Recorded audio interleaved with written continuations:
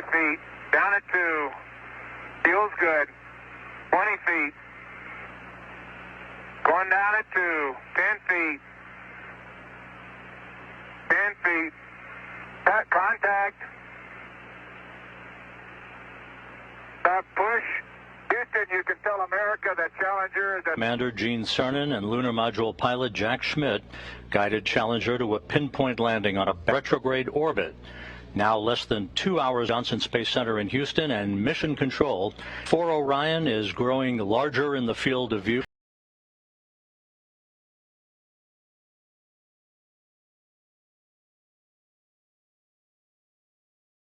Orion conducted the final major maneuver of its mission, a return trajectory correction burn of its thrust circuitous orbit past the moon and back.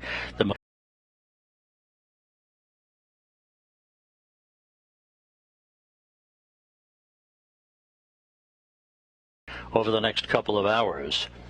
Next up for Orion will be the crew module's separation from the European service module. That pilot a maneuver called the raise maneuver, a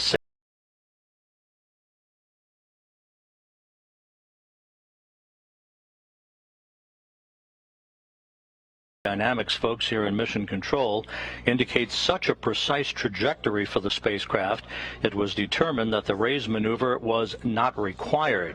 That could still change following crew module, service module separation. Round Orion, half as hot as the outer surface.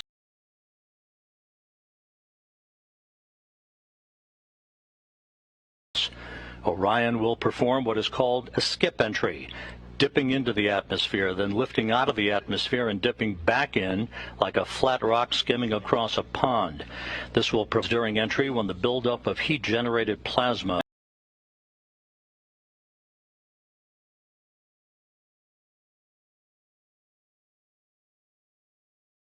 Central Time for just under 5 minutes, right around the time of peak heating on Orion, as a programmed command stored on board will trigger the deployment of 3 parachutes at the top of Orion.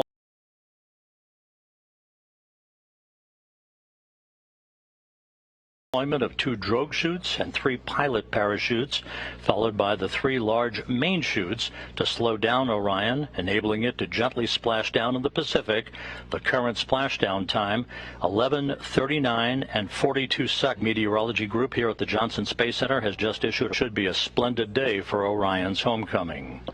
Daryl, good morning to you, and as they say in the SS Portland with a fantastic view of the area of splashdown. I just spoke with the recovery team. They say we are currently 5 miles away from the splashdown currently positioned. This is looking forward for the parachutes. The forward bay cover, when it separates, will be all downwind of us. Now, Hawk helicopters that will be used for the operation.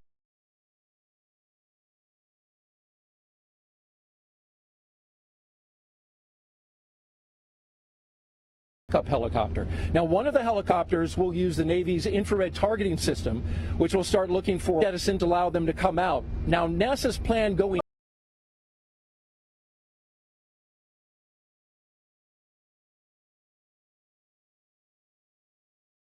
helicopters, if you can see just to the left of that SS cameras mounted to them. These are ultra-purpose capability of this vessel, the U.S.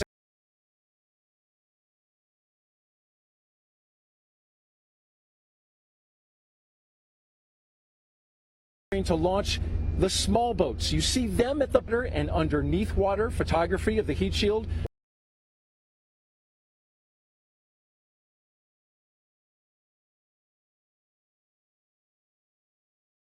Orion stabilized with tow ropes. You see that bright yellow structure right dead in the middle of your screen?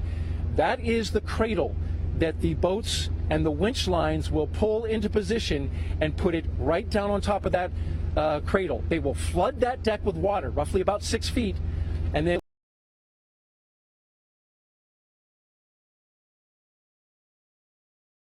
they'll put it in position for its ride back to you in Houston. Coverage. Orion is wrapping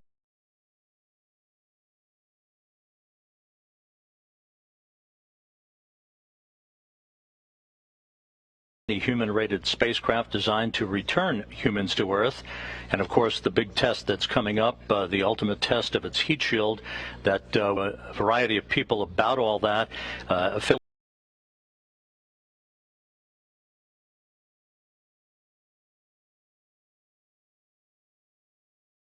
Philip Hargrove, who will use the moon board to explain it all. Yes, welcome to the moon board here at the Apollo Saturn V Center. It's been a super exciting month since the R-39B here at Kennedy Space Center, and it put on an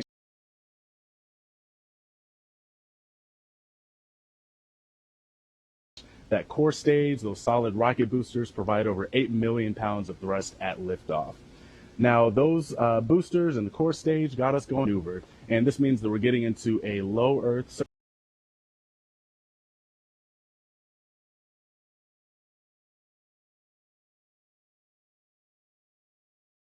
and we stayed in that orbit for was on its way out to the moon. So it spent about 4 days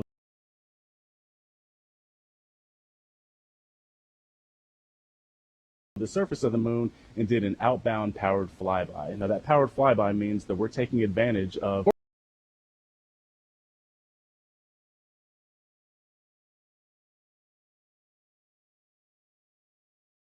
orbit that we were targeting is called a DRO, or a distant retrograde orbit. And what that means, it provides a safe, efficient path back home when we're ready. So this allowed us to learn how to operate in deep space, one of the core tenets of this mission. And then once we were ready, we started our trip. Flyby, this time targeting our return,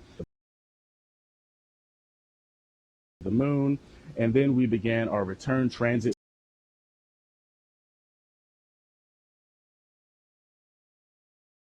Return looks like and what our entries at 11,000 miles away from Earth as it continues a very, very precise trajectory for a splashdown that is scheduled space launch system. The first outbound powered flyby of the moon was performed 5 days later on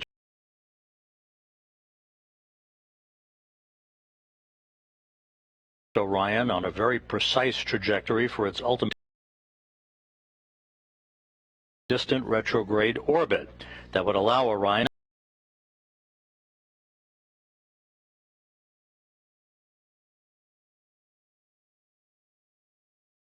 next day. Orion surpassed the record set during Apollo 13 52 years ago for the greatest distance ever traveled by a human-rated spacecraft designed to return humans to the Earth. On November 28th, Orion reached its farthest distance from the Earth, some 268,000 miles.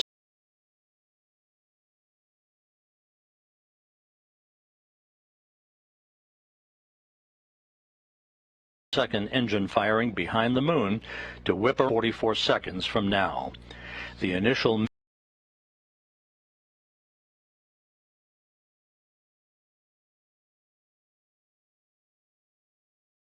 for more than 25 days it did just that.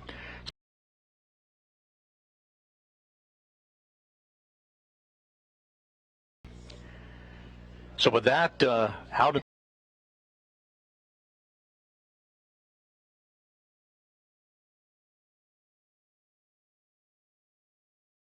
with one of the first persons that will actually be in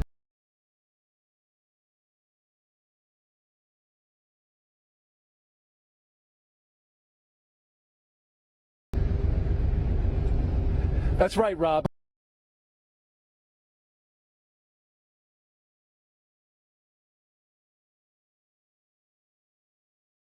Called cricks, which are essentially small inflatable Navy boats. He's just about 20 or so minutes away from getting into that boat. Thank you, Wayne, for coming up here and making some time for us to tell us about the operation today. Of course, sir. So tell me exactly how your team goes about securing this spacecraft after it comes back from space, splashes down the water just a few miles from us. Well, sequence of events are going to go splash down.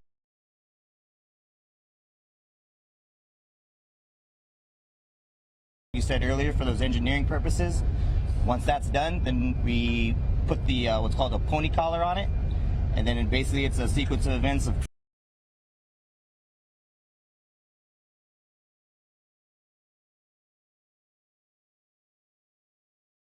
4 to 5 foot currently, which is within your limit. Let's take a look now underneath the well deck.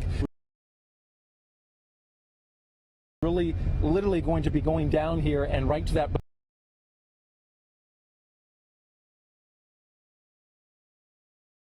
bobbing spacecraft and bobbing inflatable boat with your team. Well, this is just another day in the park.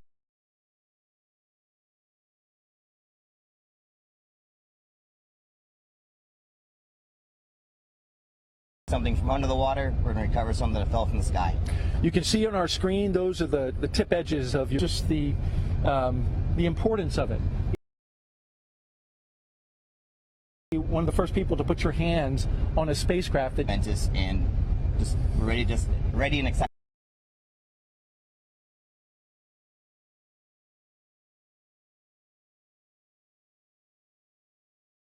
become a Navy diver, and then ultimately, now that you're on this operation, looking back at that choice. Well, February 2003 from Leeds.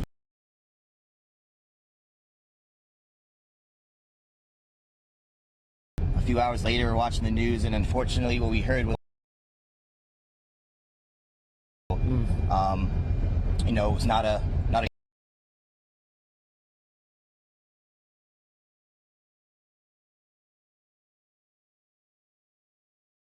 And, you know, 20 years later, to be able to be part of history of the first.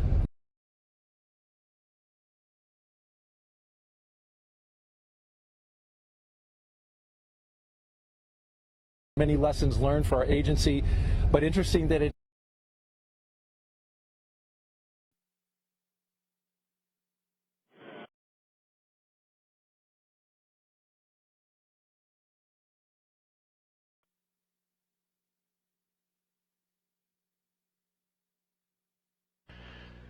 They have around the world. and briefly, Wayne.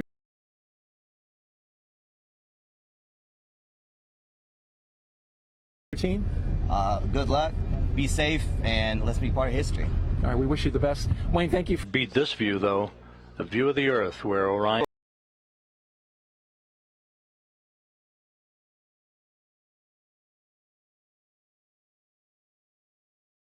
enters the Earth's atmosphere at the conclusion of this 25-and-a-half-day mission. The spacecraft is going to rely. The difference is we are bigger. Apollo weighed roughly 13,500 pounds. At a fundamental level, all round parachutes are alike. Being associated with high velocity deployments much better than a solid canopy can. And once the system slows down, it deploys the mains. The mains are how we take the drag on that nylon surface and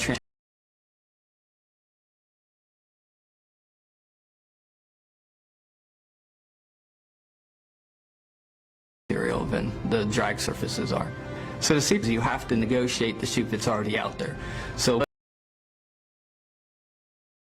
to deploy the backup chute with the main system itself.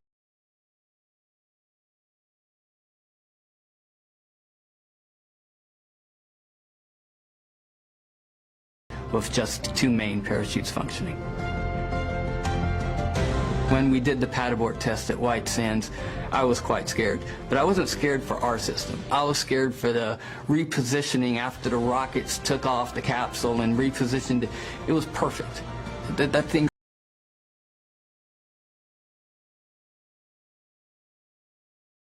Cover came off because I thought, wow, we're not done, but we're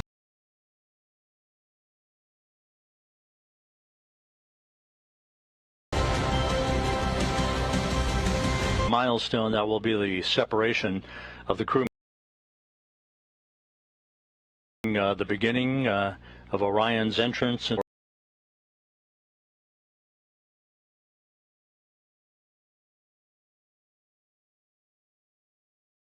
For Exploration Systems, Kathy Kerner. Kathy, thanks for joining us this morning. It's great to see you. Today, and really excited. There's a lot of energy in the room.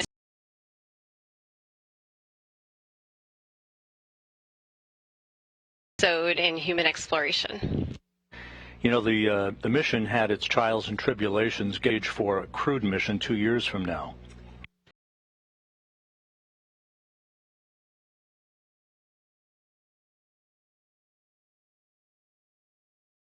by the Exploration Ground Systems team, the SLS team, and the Orion team has been fantastic. We've been learning how the spacecraft operates. We've been learning how to fly this amazing machine, and it's gone so well that we've actually been able to add tests during the mission that help accelerate the spacecraft once we have crew on board.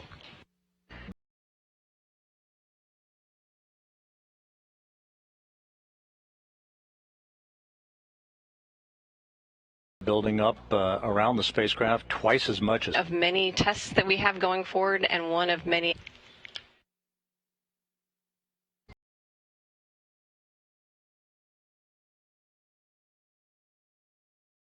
And as the Earth grows larger and larger in the field of view, Orion continues its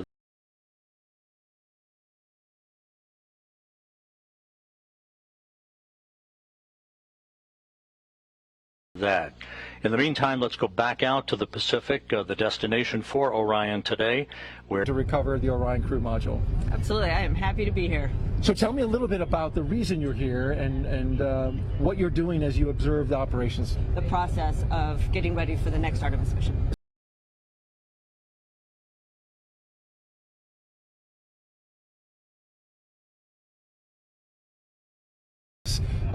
Particular capsule has sensors all over it, more than any future capsule will have. Yeah. I should mention that we just had helicopters. Shannon, continuing now with our interview back of the ship, what are your thoughts on both of those?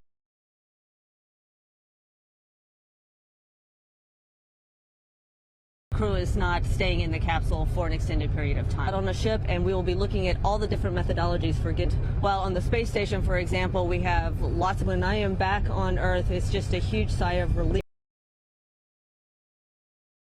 All the details, and I can just sit and relax a little bit. Well, we appreciate you being here. Thank you for all the insight.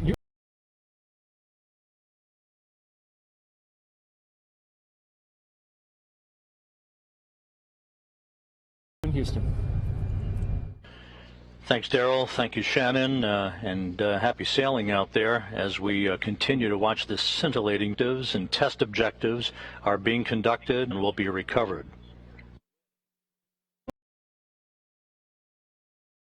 Martha, and behind me is a mock-up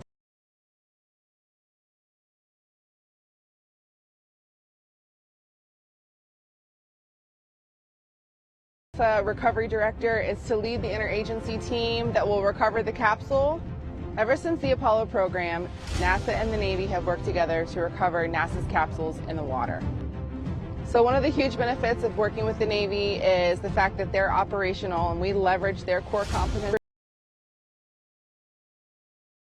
back safely from the moon. On the Artemis 1 recovery day, my job will be to direct the circles in the air, and they are waiting for the capsule to re-capsule and recover it into the well deck of the ship. Perform all of the work we need to do because we are gathering data, 3 good main parachutes, and when we hear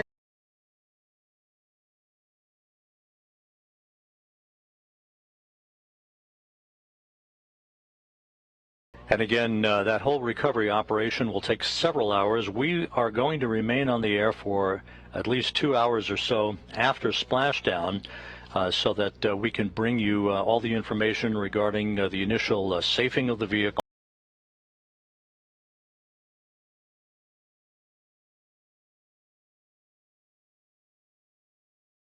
All of that data, mostly about the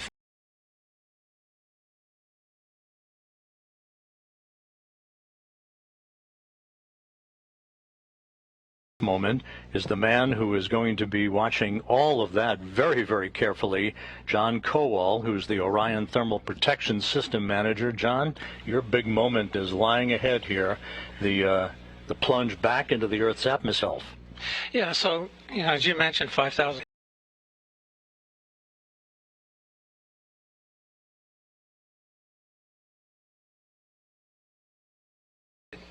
During that first beautiful launch, right? So that gets converted into velocity. So we're going at 25,000 miles per hour, which is, how do you even fathom what that means? It's 7 miles per second.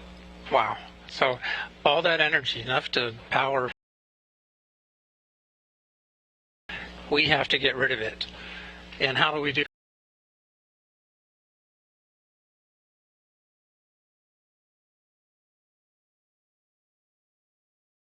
Go up, the temperatures go up, we're talking upwards of around 10,000 degrees Fahrenheit in the flow field. So that energy goes into the flow field, and then the flow field wants to... And to prepare the vehicle for launch.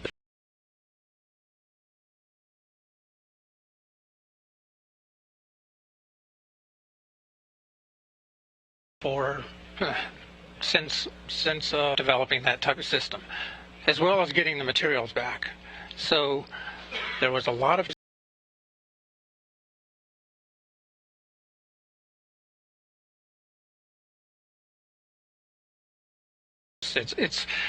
it's like a wind tunnel with used in Apollo.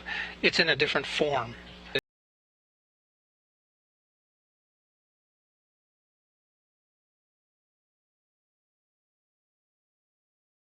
Because that's where the problems happen. And so we've done a lot of testing there in the thermal. Until we come out of that second blackout period, so that's going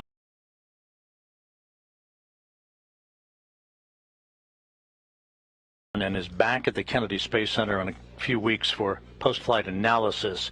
What are the sorts of things that you and your engineering team will be looking for to give it a passing grade in preparation for putting a crew on board a couple of years? Into two different categories. The first is the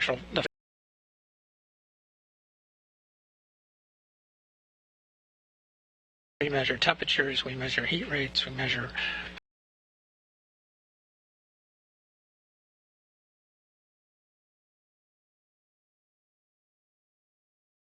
to inform our computer modeling methods, and that's another thing that we need to make sure that it's performing how we thought it was going to perform, of course, right? But looking at the heat shield, just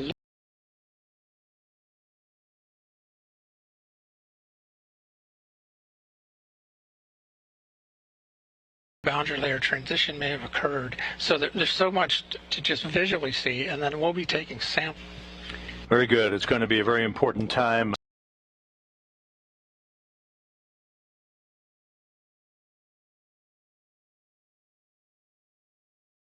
System Manager, thanks very much for joining us this morning. Sure. Thank you. That will begin a trip hammer series of events as Orion begins the process of entering the Earth's atmosphere. Entry interface just 36 minutes away. So let's go back out to the Pacific Ocean west of Baja, where Daryl.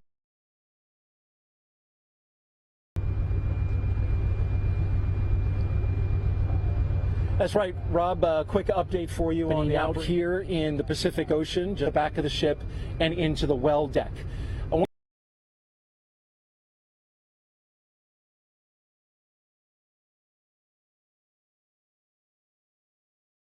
Initially, this was supposed to happen. Management team made the decision to, as you look off into the sky, we're awaiting the second to last weather balloon release that we will have for the day. Of course, the parachutes and their hardware themselves. All of it together, they take in the winds, and you can feel the winds are picking up a little bit. That wind data will give us refined information and data. And now, we're not alone out here in the Pacific Ocean. We do have friends helping us today, and I want to take a shot now of a ship off in the distance that has joined us for today's today. It is what the Navy calls a littoral ship.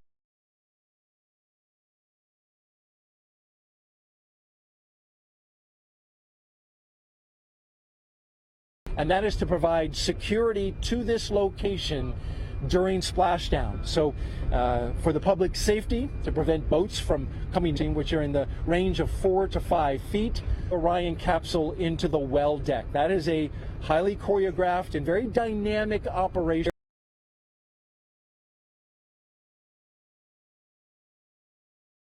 Very dynamic environment with waves splashing. Teams on ropes trying to stabilize Orion here on the USS Portland out in the Pacific Ocean. Rob, will send it back to you. Thank you very much, Daryl. Telemetry is now being processed through the TDRS network throughout the course of the mission.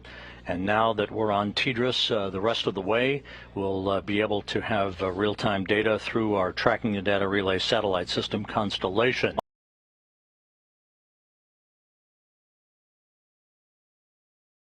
Milestone on the road home in this final phase of Orion's 25.5-day mission.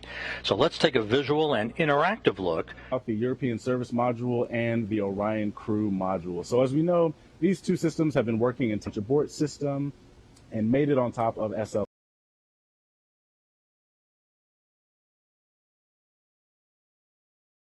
just 26 days ago.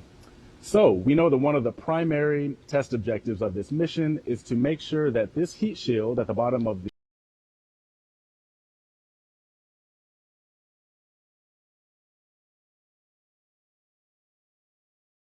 mission, they're coming in at about 17,000 miles per 5,000 miles per hour. So we're coming in way hotter.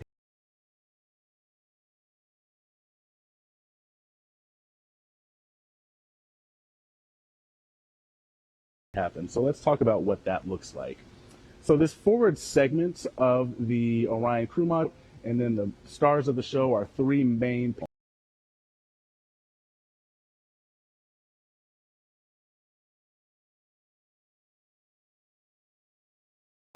So now that we know a little bit about what that hardware looks like, we can take a look at what that journey actually looked like.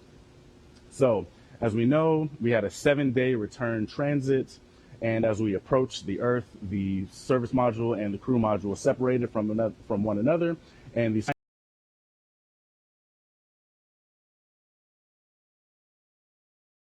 crew module is going to use its reaction control thrust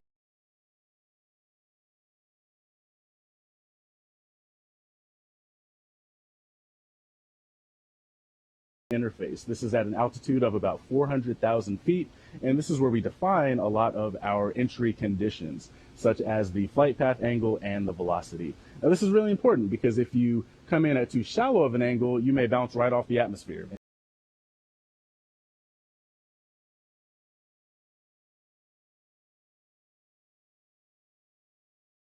Is actually toe the line and will also be minimizing the G loading. Down west of California, we will have these red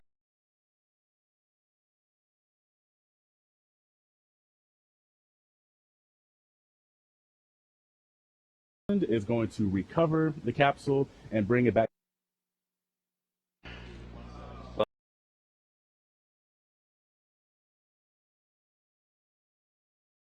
Orion's return to Earth and its splashdown in the Pacific, just 7 minutes away now from crew module, service module separation.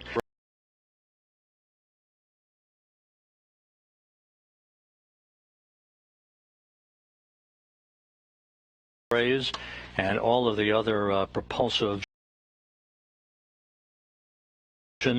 has been monitored in the pyrotechnically separate from the crew module, leaving the crew module on its own.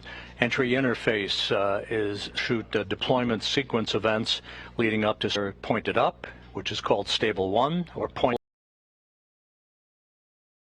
uprighting system known as the CMUS, deploys a series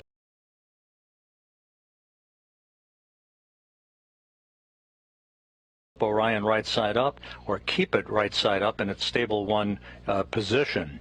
Those 5 bags are packed in hard containers and installed at top landing, and opens up a valve for helium to flow into those uprighting bags. It is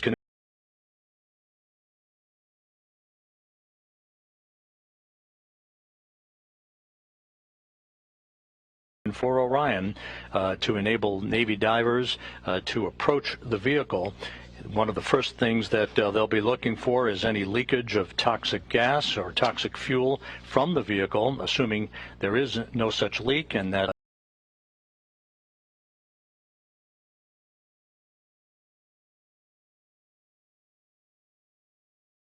Navy assets in order to begin this just under 4,000 miles away from Earth.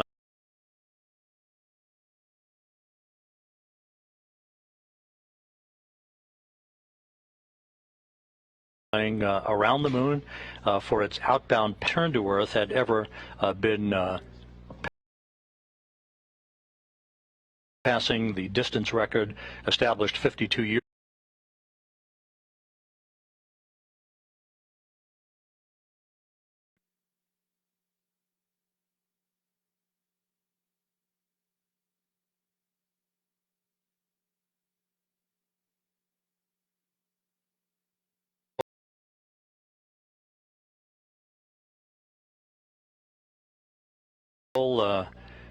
The flight dynamics folks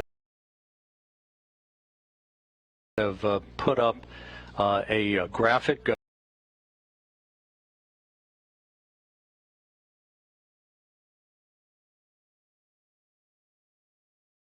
northwest coast of Australia en route to its ultimate trajectory that will carry it across the Pacific. It will be moving from south to north across the Pacific Ocean to the splashdown zone, almost a direct straight line towards the point of splashdown, which will be west of Baja California. Now just under 2 minutes until crew module, service module separation.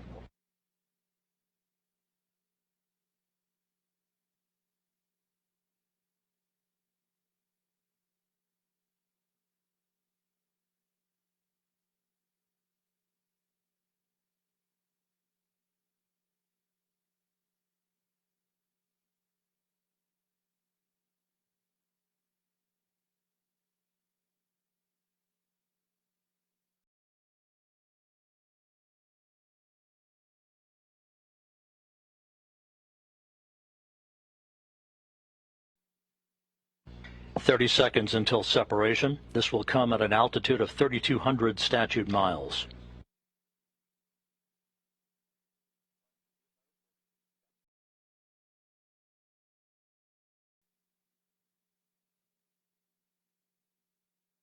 "10 seconds until set.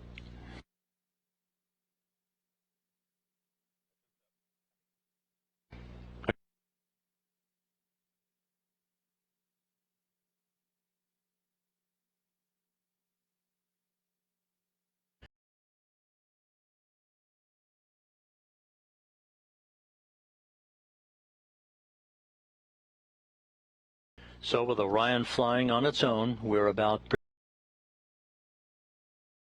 interface where Orion will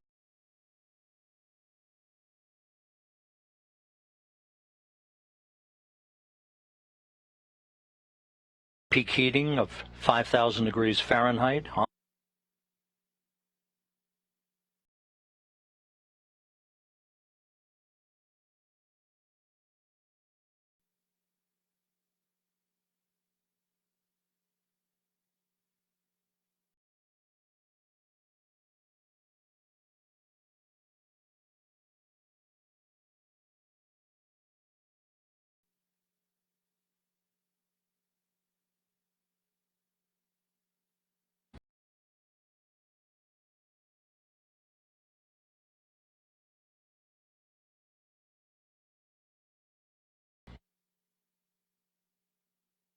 Basically a fine-tuning of the orientation and the angle.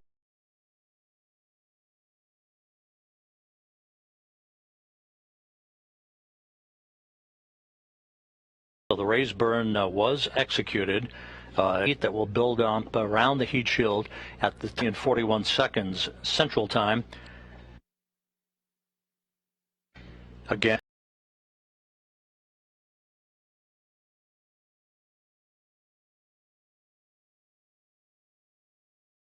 Entry interface is scheduled at 11:20.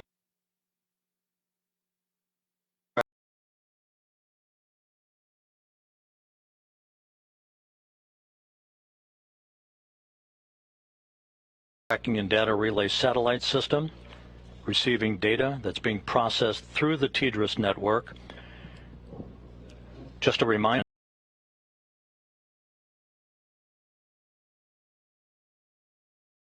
And with the temperatures expected to build up very quickly, we will begin the first of two blackout periods, which has been stored on board.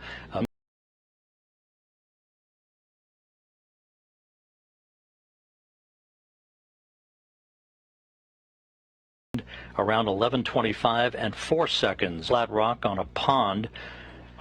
That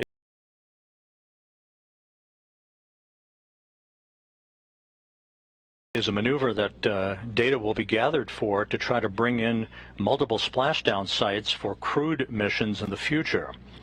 The second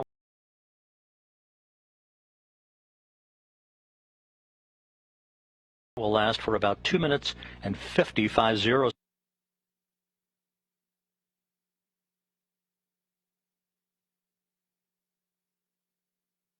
This is mission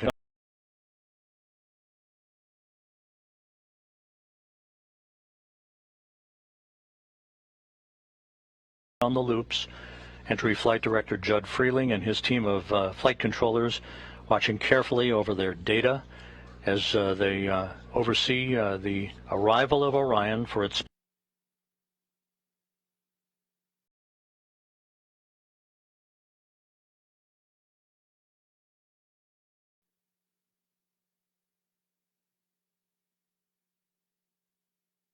have emerged from the second of the two blackouts.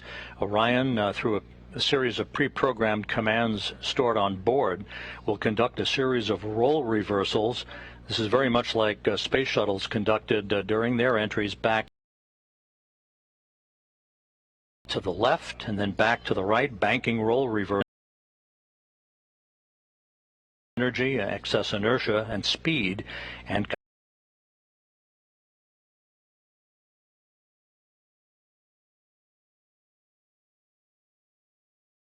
it will go subsonic at about 11:34 and 55 seconds a.m. Central Time, some 5 minutes before splash.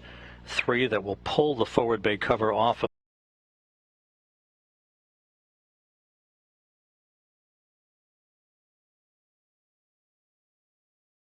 chutes, and then the 3 large main parachutes, 3 orange and white parachutes. That'll be the moment we'll be waiting for.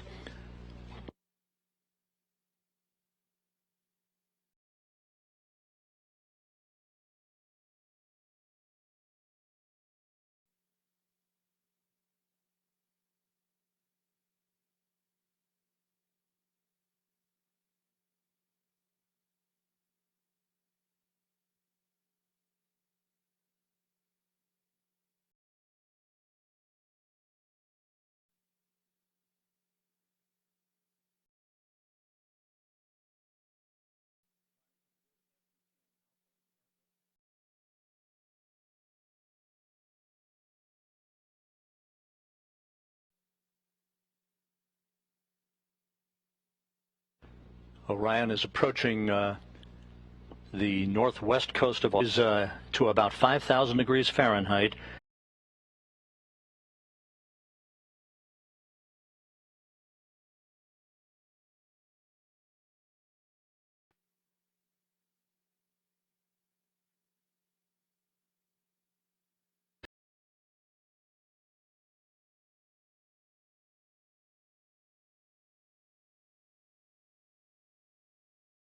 Moving from south to north. 1.5 minutes until entry interface.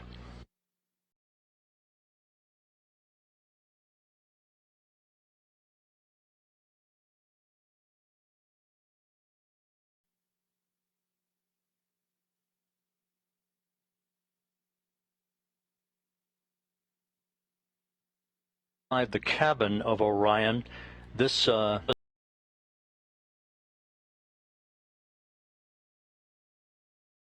listening and the initiation of the parachute deployment system.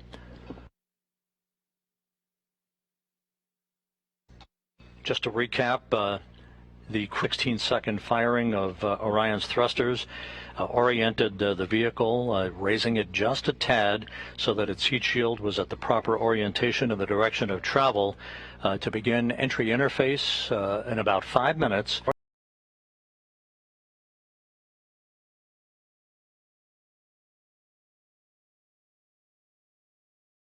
across the Pacific Ocean.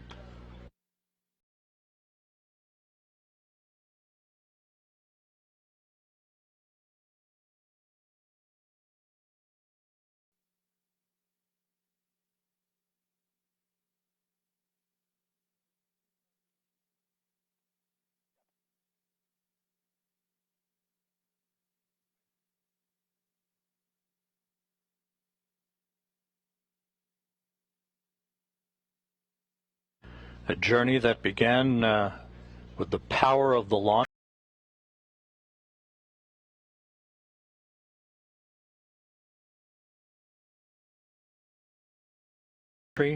where temperatures around Orion will build up to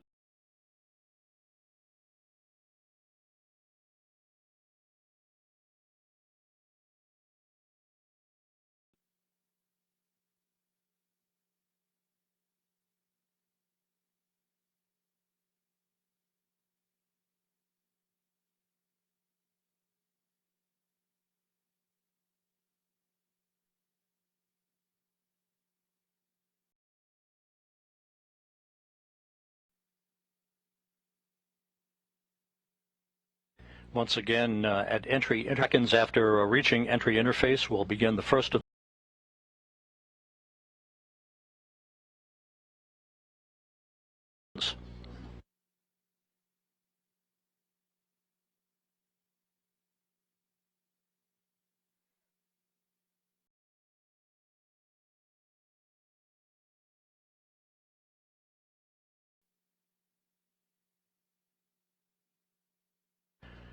and here's the ground.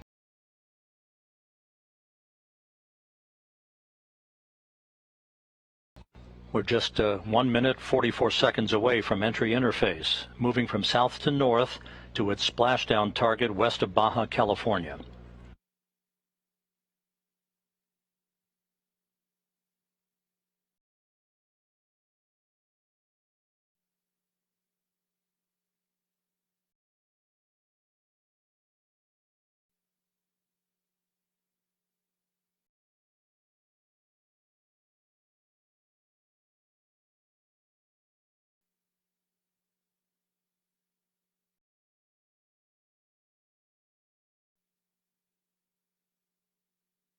Just 1 minute away from entry interface.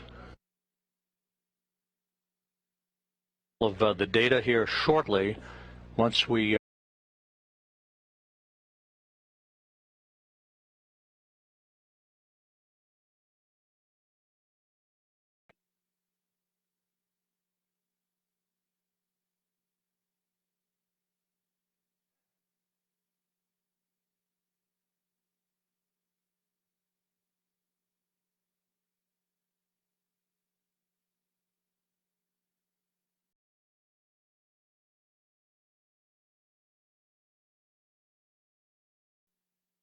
standing by for entry interface and the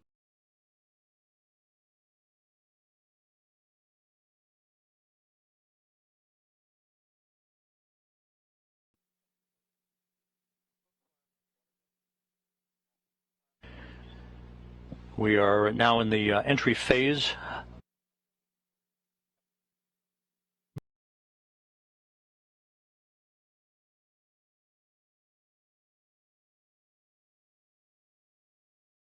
Be happening at the moment where the temperatures around the heat shield are reaching about 5,000 degrees Fahrenheit. This is the moment of truth for Orion.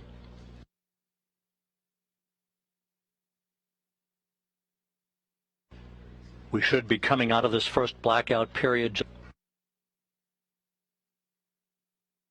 Again, this is a visualization of what should be happening with Orion at the moment, although we are in a blackout period.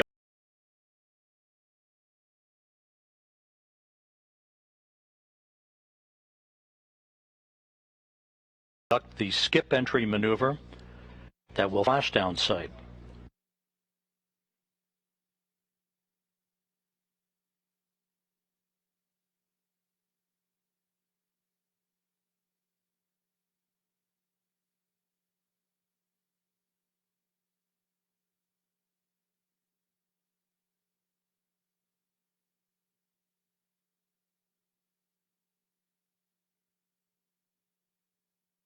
Clocks here in Mission Control showing the sequence of events yet to come. The first blackout.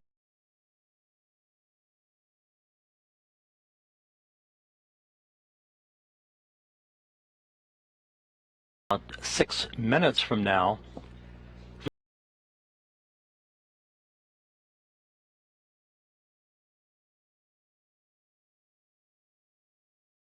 Of the parachutes. First, a pair of drogue chutes, 3 pilot parachutes that will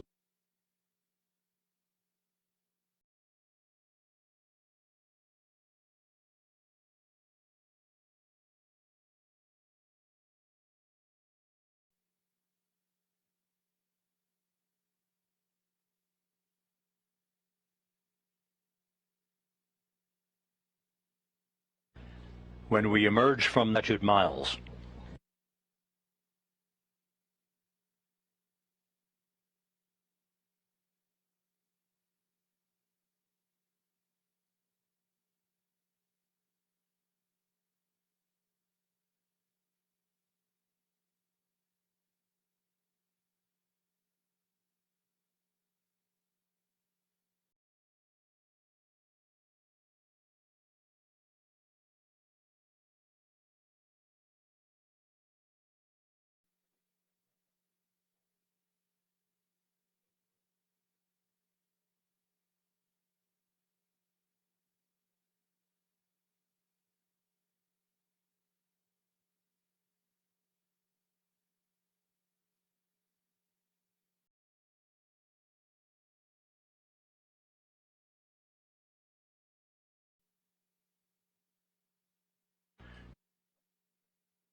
Flight Dynamics reports that Orion is right on the money, coming right down the pike. A good view out of the cabin camera looking out of the upper hatch of Orion.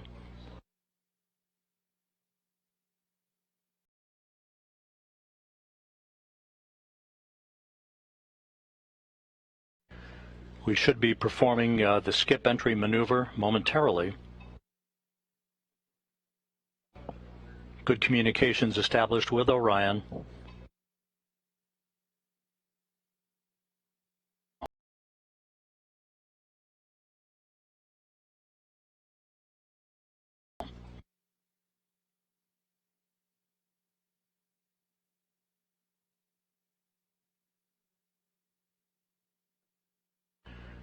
Orion is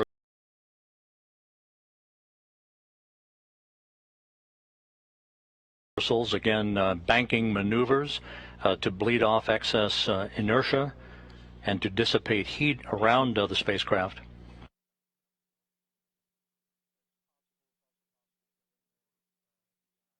$70,000 feet, with Orion traveling about 16,400 miles an hour, range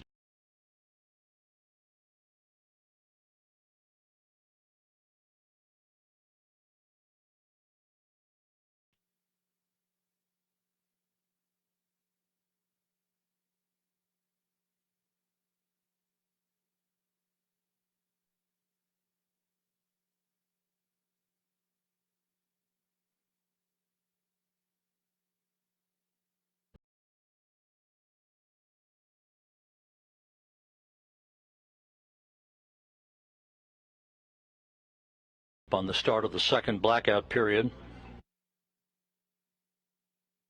We should be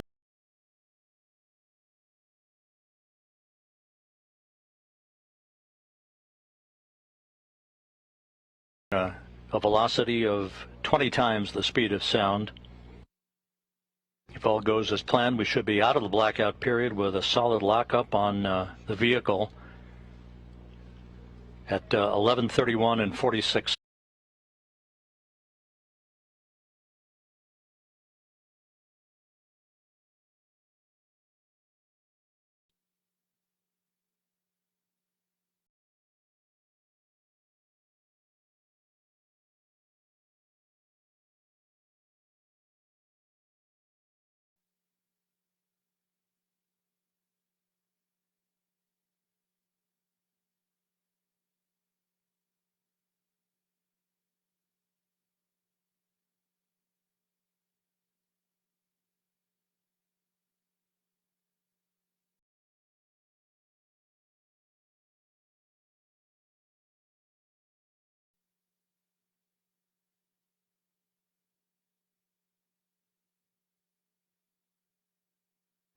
This is Mission Control Houston, the airborne WB-57,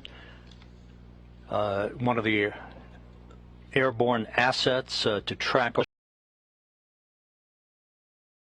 the vehicle. We should be coming out of this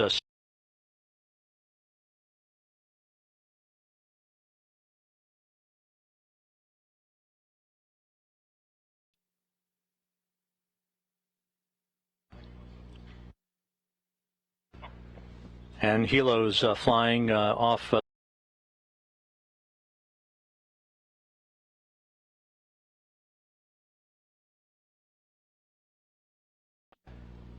12,600 miles an hour, range to splashdown 288 statute miles.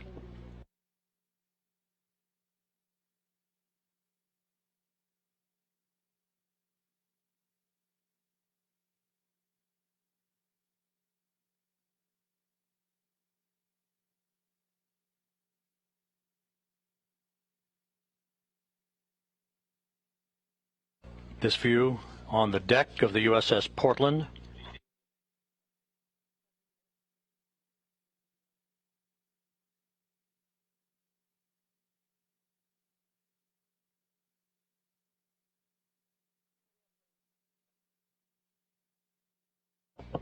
And there is a view out of the cabin camera of Orion as it continues a series of role reversals. We have data back from the spacecraft.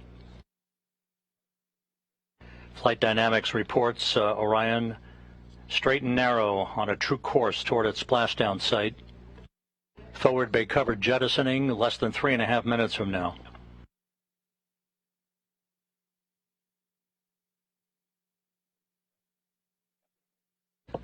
(150,000 feet off the ocean).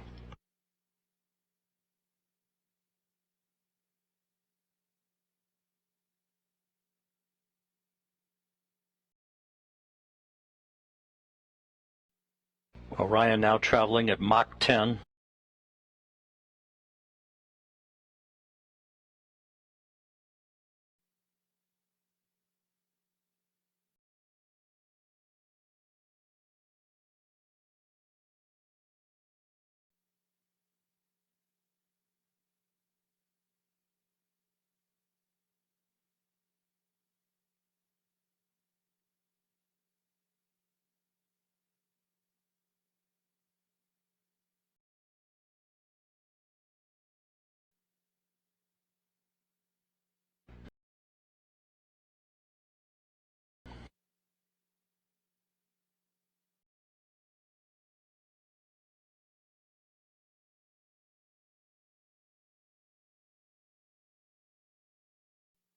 Two minutes until forward bay cover jettisoning.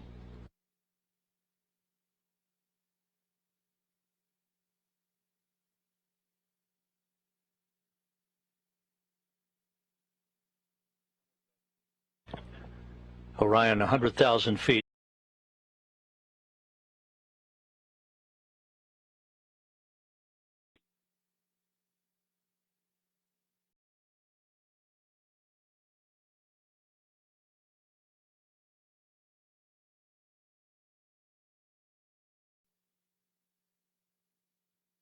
The spacecraft about to go subsonic.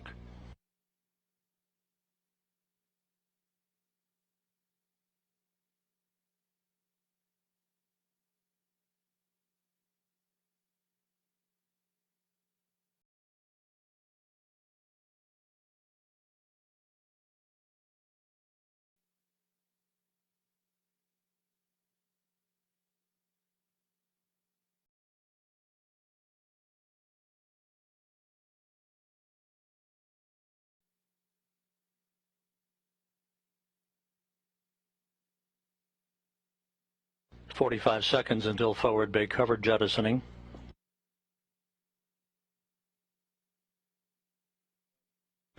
Orion now at 50,000 feet.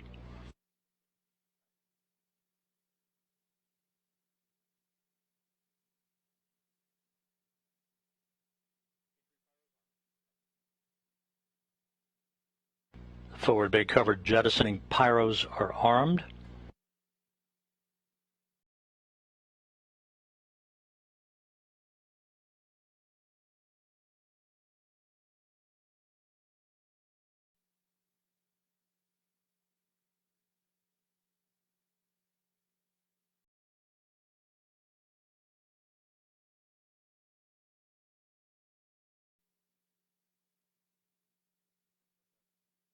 25,000 feet.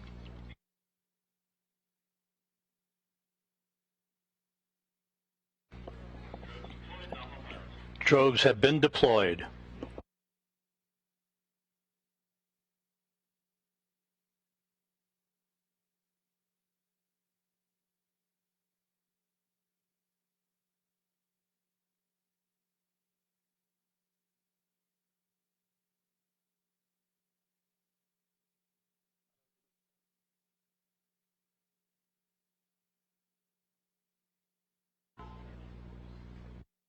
Two good drogue shoots reported by the recovery team out in the Pacific.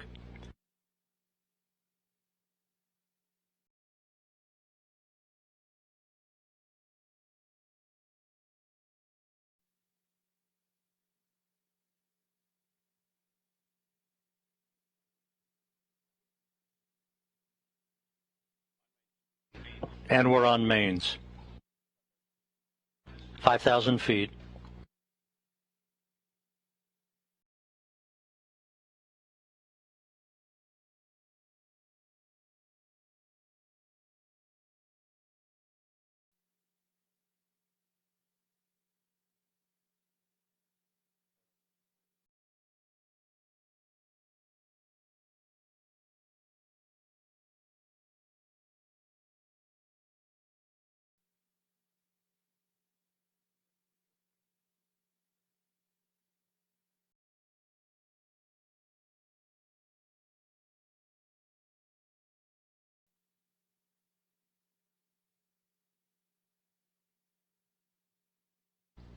And there it is, high over the Pacific,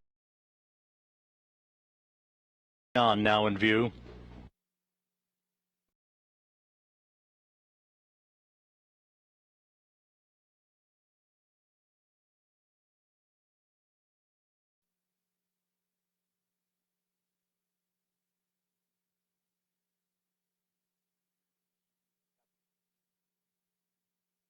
Orion in the perfect orientation, 1,000 feet.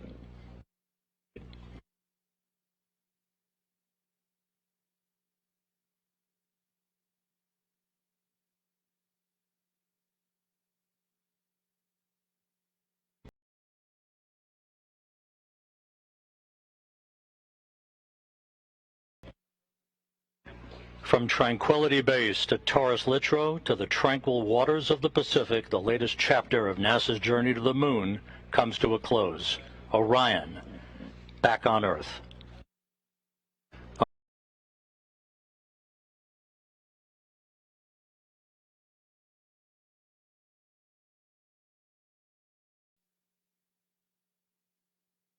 Coast of Baja California.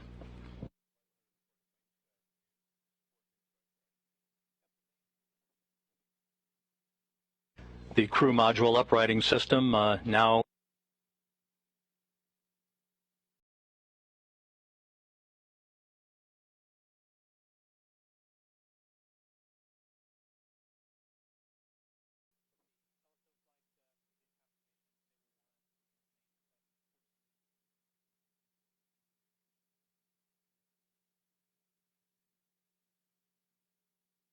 once again splashdown occurring at 11:40 a.m. Central Time, 9:40 a.m. Pacific.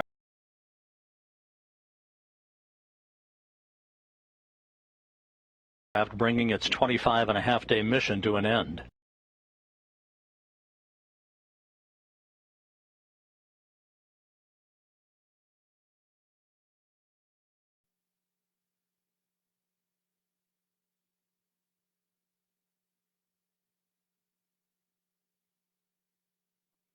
Orion's recovery beacon is in great shape.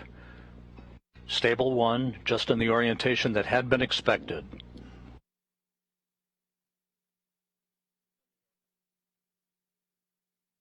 Five crew module uprighting system bags have been deployed, and we are now receiving word that all 5 of the crew module uprighting system bags are fully inflated. So that's exactly what we had hoped for. Orion safely bobbing up and down in the Pacific Ocean.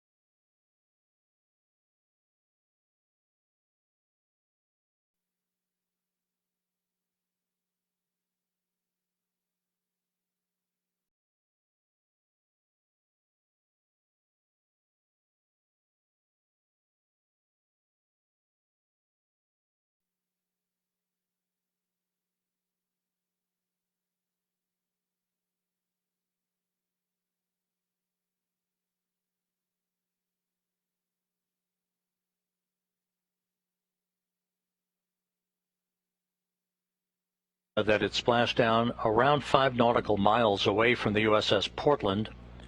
The recovery ship and Navy boats and divers will be approaching the vehicle before long. The spacecraft is in what is called a stable 1 configuration, upright, just the way we had expected it to be. 5 perfectly inflated crew module uprighting system bags for Orion, first of the Navy helicopter.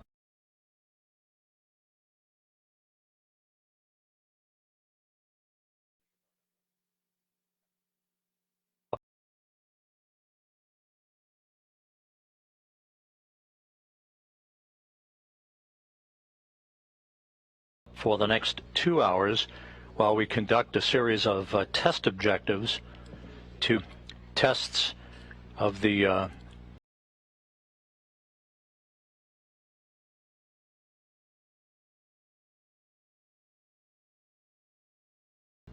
for recovery forces that will be approaching the spacecraft in the future.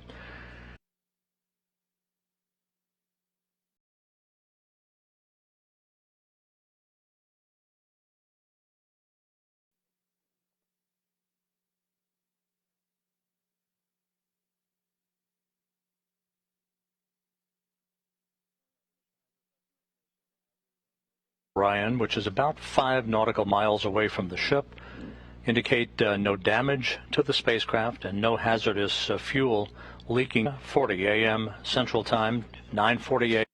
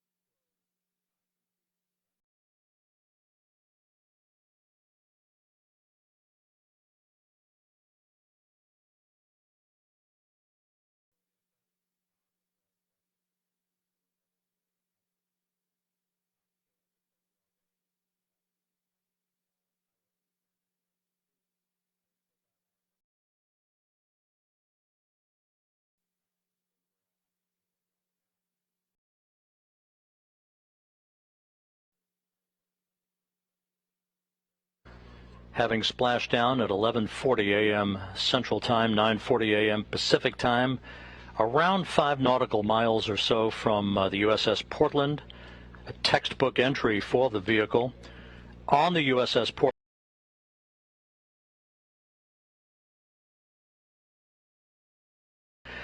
Daryl, how did it look? Around 3,000 feet, but we saw those. It was a beautiful sight, probably just about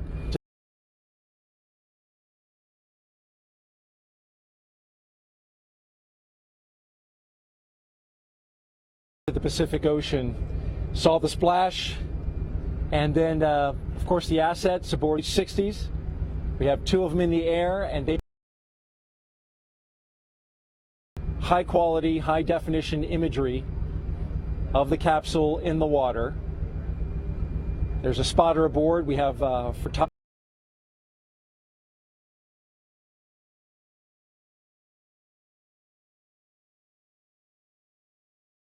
track around the splashdown location. They have marked, if you can see it,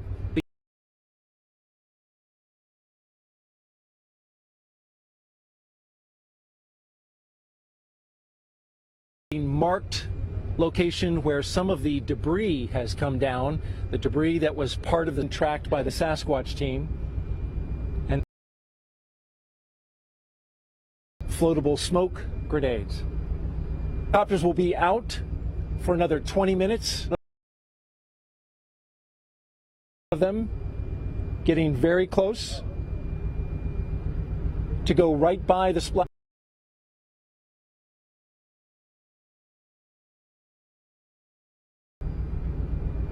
We are going to a point that's going to be 1 mile out. That's our next waypoint. 1 mile out from the splashdown location.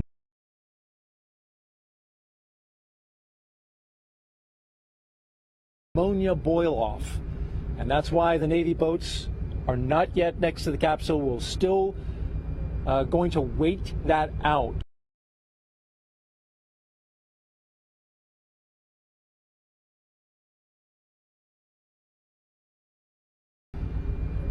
The ammonia on the capsule is used for cooling purposes to keep the cabin. If they do that, it's not quite safe to get close to.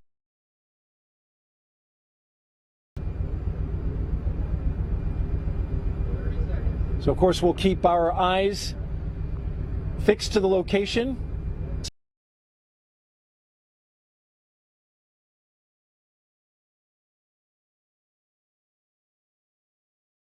Site. And then once the completion of the ammonia boil off, the Navy boats will be going. Flight Director Judd Freeling on the left to his.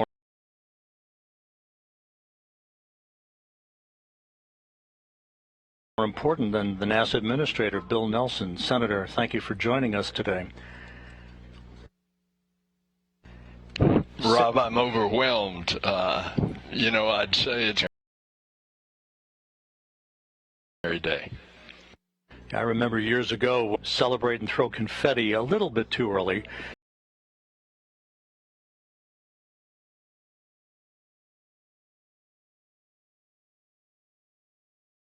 Into space, into deep space.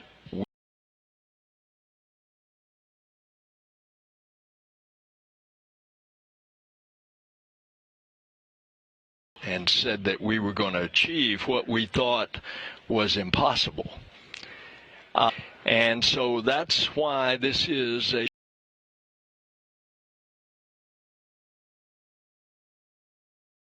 a whole new breed of astronaut, a vision for the future that can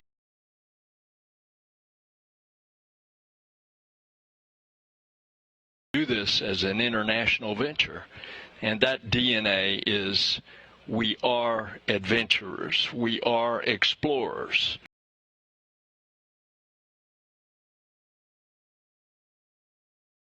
To continue exploring the heavens.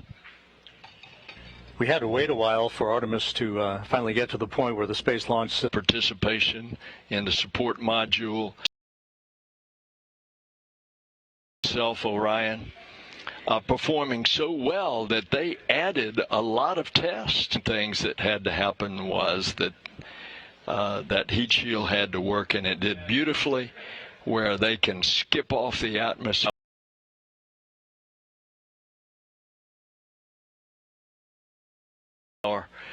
And then what does this say about NASA and the international partner cooperation with our friends? And we invite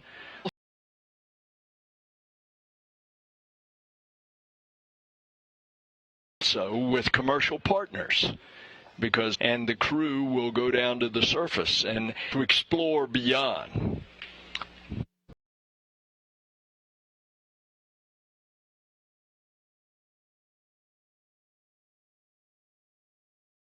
on Taurus Littrow, the final lunar landing. 50 years, it's a long time.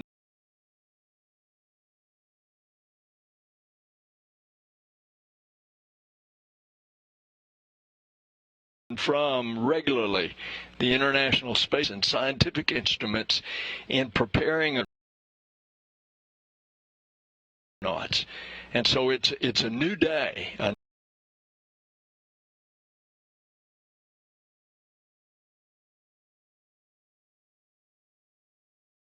Orion continues to await the arrival of the USS Portland, which shouldn't be very much longer from now, and some flight tests. Oh, it is my great privilege.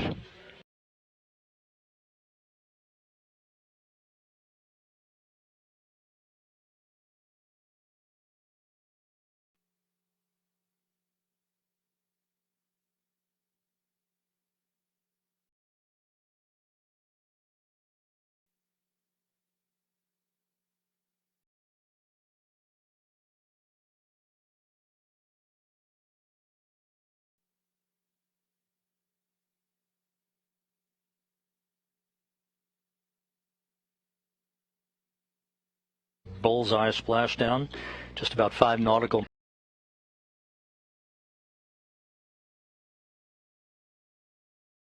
Arrive near the spacecraft, as you heard from Daryl. I want to ask you, first of all, operationally, where do we... Conditioning, and we're doing some signal data. Because you will be attaching lines and through the use of these out here in the Pacific.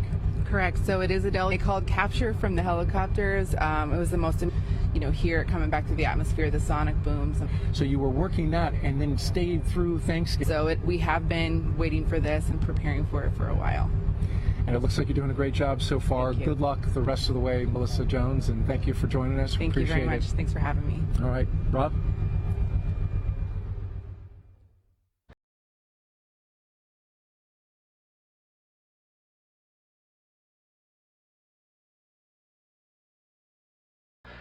The post-splashdown activities are to the Exploration Ground System Recovery Team that will work over the next several hours to bring the Orion into the well on the road back to putting Americans on the surface. I was on the roof of the Launch Control Center. I went up them after we came down off the roof. Proud of these guys, amazing. But if you were watching this morning, I loved the video. I don't know if it was on NASA TV or not, but the moon just kept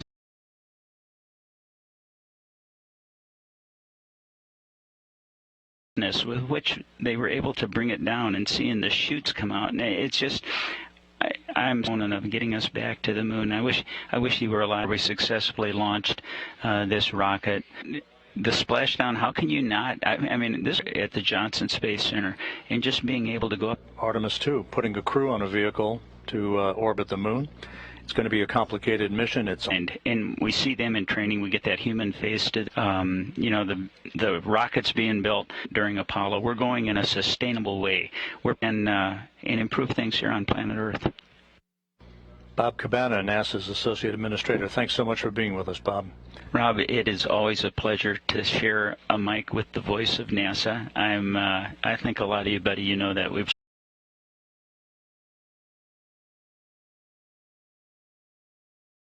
with us here in Mission Control.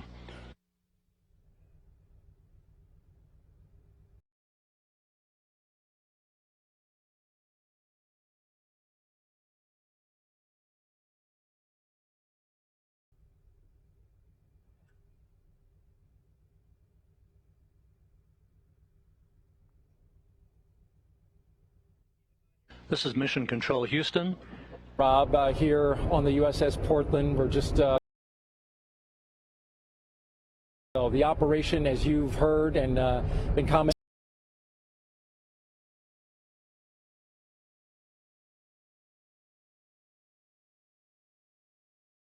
Inside the capsule, it is used for cooling. This is boiling off at this moment into the feet to start detecting.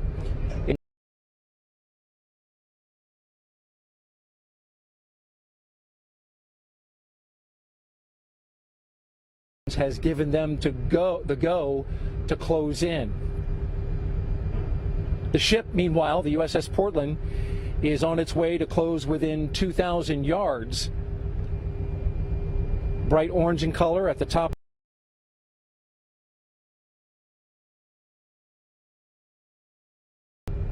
And once the Navy divers have gone in and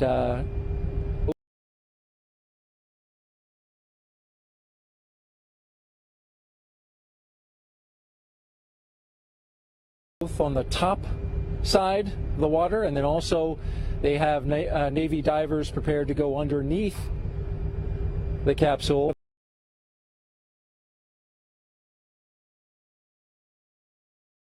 This capsule, which is the primary objective in terms of the test,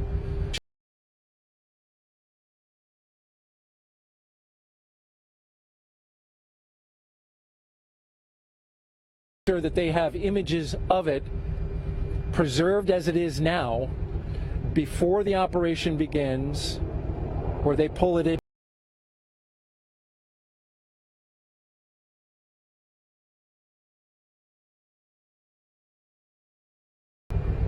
As well as a winch line that then connects to the USS Portland.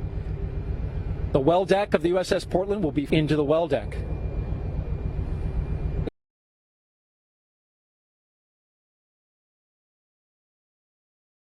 Completion of ammonia boil off from the capsule. They've allowed for up to 2 hours, but it could take a shorter period of time. And once you see those Navy boats closing in, then you'll know that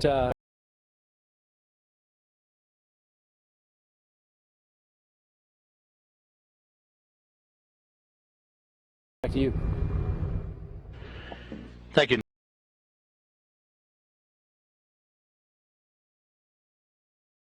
Control as the flight controllers watch over the initial phase of the recovery operations. We're joined by the director of the Johnson Space Center, Vanessa Weich. Vanessa, great Sunday to have you here with us on conference.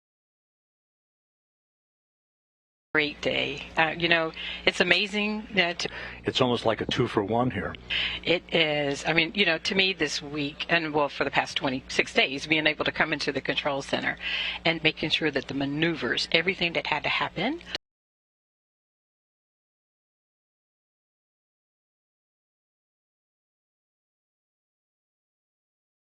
done so perfectly and professionally. This team has trained for years. First, you got to plan the mission, as you know. Then you have to execute the mission. And so the years of plan. It was never a moment to breathe. Artemis 2.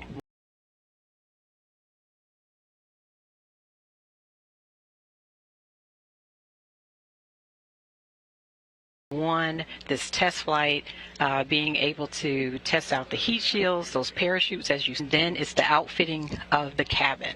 All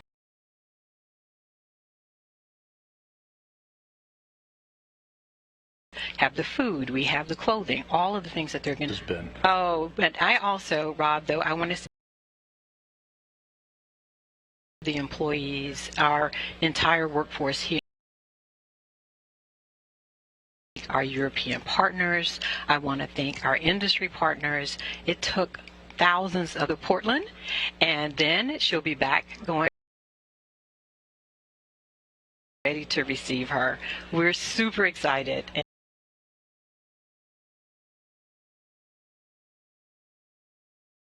Director of the Johnson Space Center, time to celebrate just a little.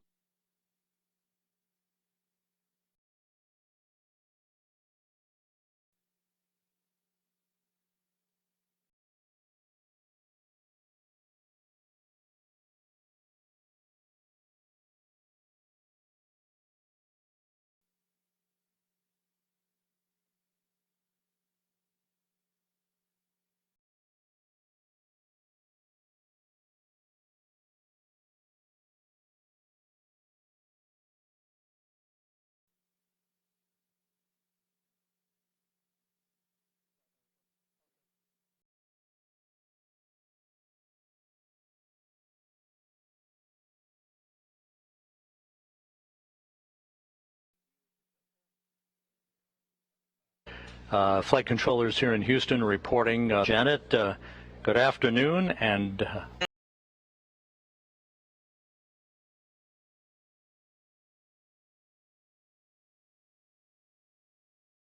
a really exciting morning, and can't wait for our teams to get to work out there on the West Coast. You know, we heard a short time ago from Melissa Jones from the deck of the USS Portland. How complicated?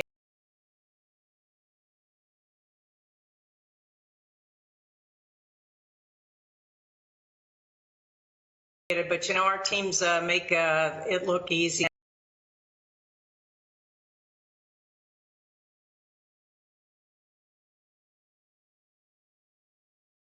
And the whole Orion team to deliver on as they went through a great deal of planning. 21st of last year, 2021, come in port in a couple days. So I look forward to seeing that capsule on board the well-deck ship. Janet, there's a lot of work to be done before Artemis 2, but the first milestone here will be getting the vehicle back to your center in Florida for a detailed inspection and detailed analysis. What's the basic? It will then be loaded onto a truck and transported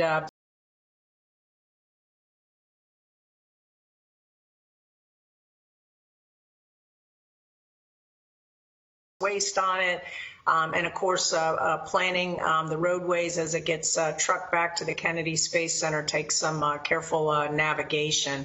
So by the end of this month, the end of December, facility for its post-flight assessment.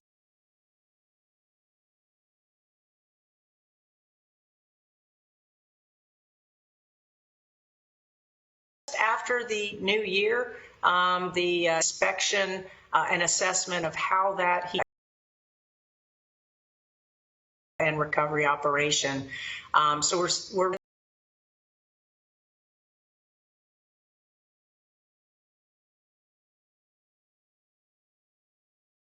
it's way up to the Glenn Research Center, where it will be doing some acoustic and further environmental testing up at that center. So journey isn't over.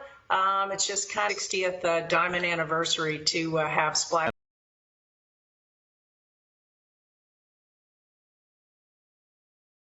Petro, the director of the Kennedy Space Center, joining us today. Orion safely upright and stable 1 as the Navy and exploration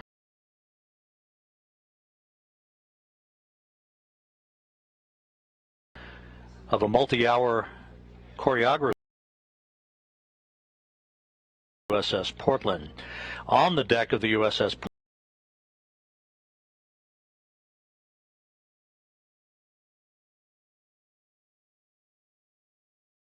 this time, Daryl, how are things going out there?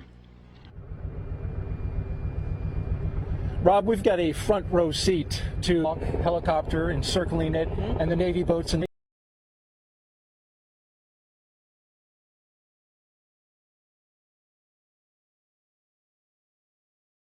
capsule that went around the moon. Yep. Ammonia boil off. That's the cooling that the Orion crew module uses to keep the astronauts cool. Yep. 30 yards from the capsule. They have equipment and a high resolution camera mounted on the side.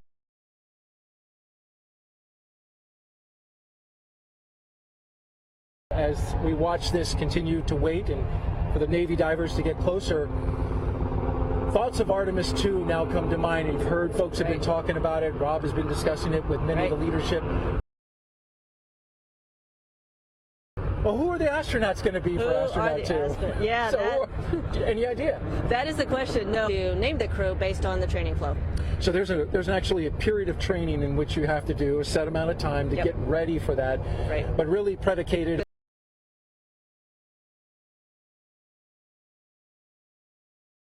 To be a long way out, but I don't think it will be, so I would say but they did slip below the surface of the ocean, and so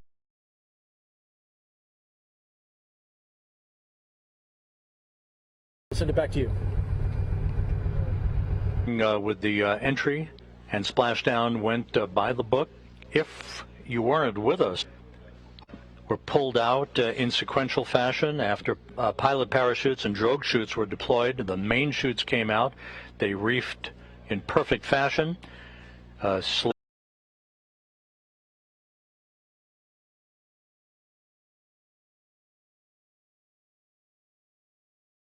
Time at a point about 5 nautical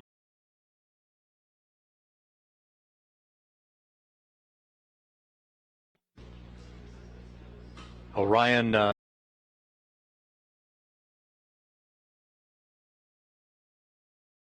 decelerated to a splashdown velocity of just under 100 miles an hour. It was a very gentle splashdown for Orion. All of its entry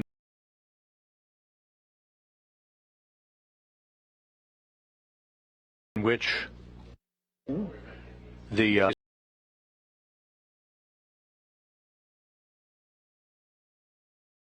craft is a natural function of the heat of, although some analysis must, as the Navy boats with the Navy dive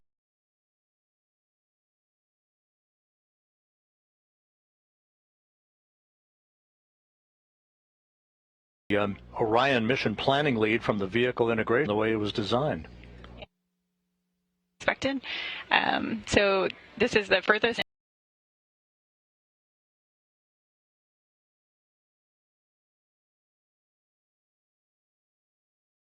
and to see it all come together and have such a successful test mission was amazing. Michelle, it was a test flight, of course. There was a lot of risk involved, an elevated risk because there was no crew on board, and you could take, shouldn't say liberties, but in order to acquire the data that you were looking for in order to set the stage for the next mission when it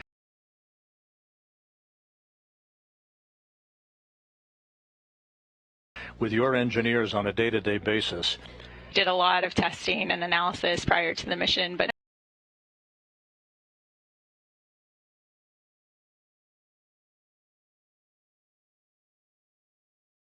and as you mentioned, you know, we pushed the vehicle further than we probably would with the crew on board, but through that we learned a lot. We learned that the vehicle is more robust than we... Two hats. You have to go back and pour over the data from this. Still in the European Service Module for Artemis 2 is already at Kennedy's.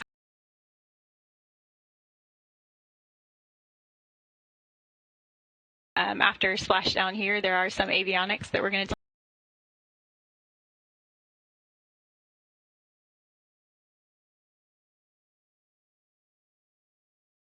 and a lot of other crew interfaces like crew displays, and all of that is in the process of being integrated and tested. So we celebrate Artemis 1 today, but tomorrow we get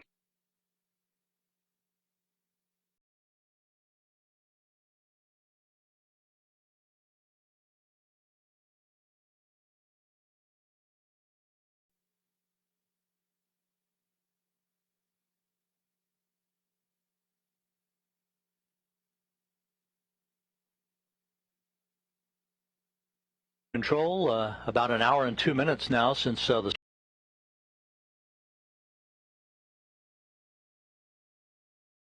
is approaching the vehicle, as well as Navy recovery teams back on the USS Portland.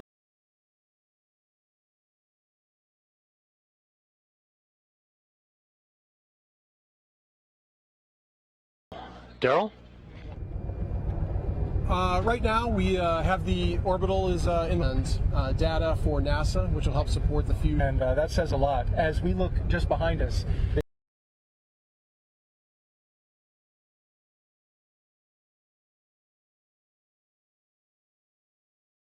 it's ammonia used in its cooling system. We can see the Navy boats in the water. Visual distance of the orbital and our teams.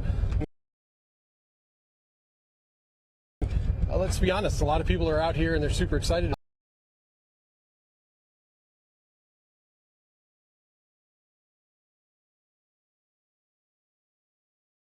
You know, a lot of time and effort and training and sailors, as it splashed down, they seem to really bring to this operation.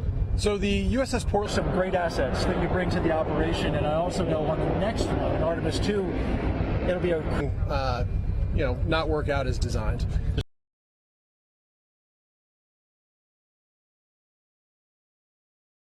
show it off to the public, and that's a matter of pride, I imagine, for the team. Absolutely. The ship has had about 20 nations participating, so it's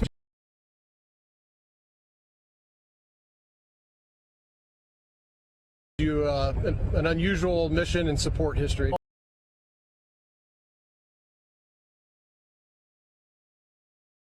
All of it. I've seen a lot of it. The well deck, certainly board. So NASA's footprint really isn't too of the operation. It's been an honor.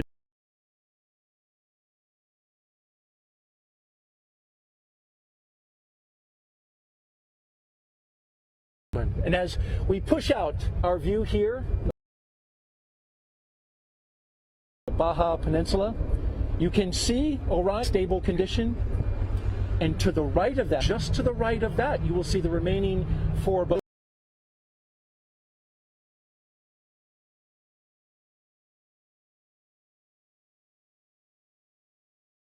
Will put hands on the capsule and secure it.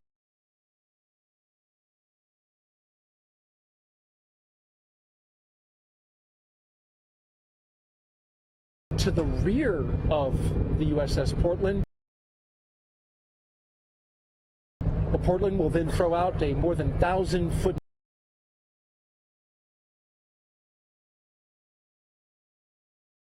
long rope will then attach to the capsule. It'll connect up.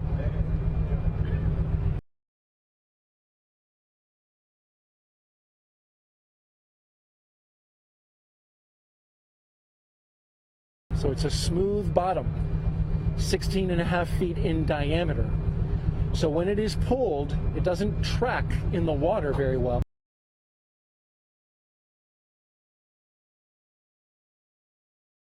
Around the capsule that helps stabilize it, Navy sailors, a team on each of the 4 ropes, and then on a 5th rope will be the winch standing by awaiting ammonia boil-off.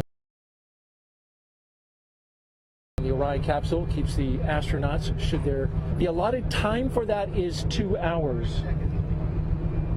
And so we are just one USS Portland. Of course, we'll have more interviews for you as we go along.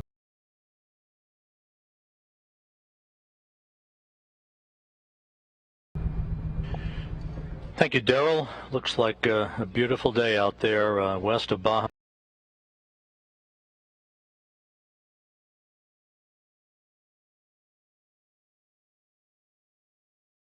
Of Orion to wrap up its 25.5-day mission, integral into the flight of a European Space Agency. Philippe, congratulations. Good afternoon. Philippe, that service module went through its paces and was spot on every time it was asked to conduct a burn. Everything that it was planned to do was executed perfectly. Your thoughts? Next flight, in which a crew will be on board, is at the Kennedy. A while for all of that hardware to come together, but you all are off and running on.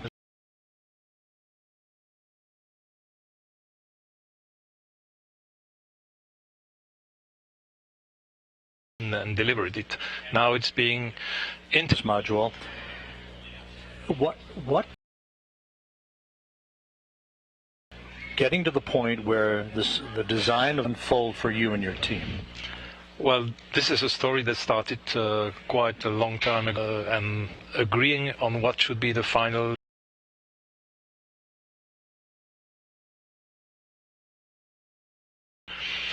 integrated and then prepare. That's clear.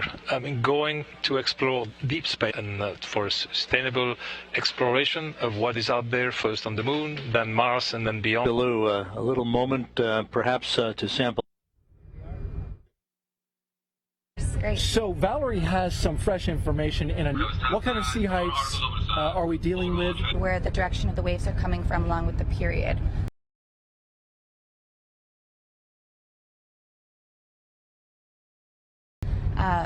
So with that information, we're able to provide the ship deck, leaning back and forth to those 4. But it's something that we think we can deal with, and it.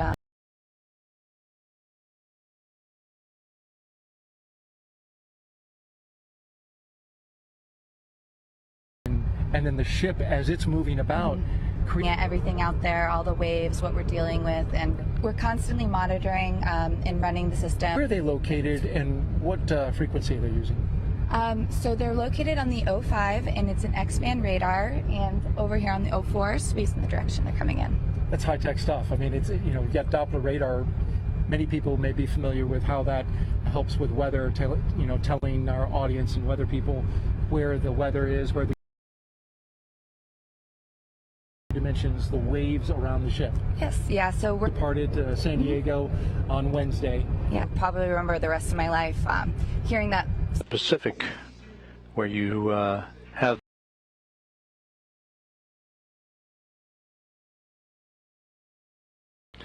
following its splashdown, one-out-shaped orbit that enabled Orion to be put through its paces, will set the tone and answer a lot of the questions that will be placed on board the vehicle in a couple of years. The Space Launch System, the next Space Launch System rocket, and the Artemis II Orion vehicle to